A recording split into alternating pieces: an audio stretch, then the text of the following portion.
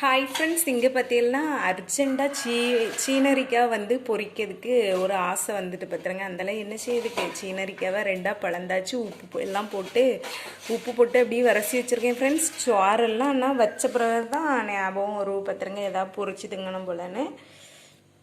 பார்த்தீங்களா, இனி பொரிக்க போகிறேன். அது எப்படி வரன்னு தெரியலை, நல்லா வரன்னு நினைக்கிறேன்.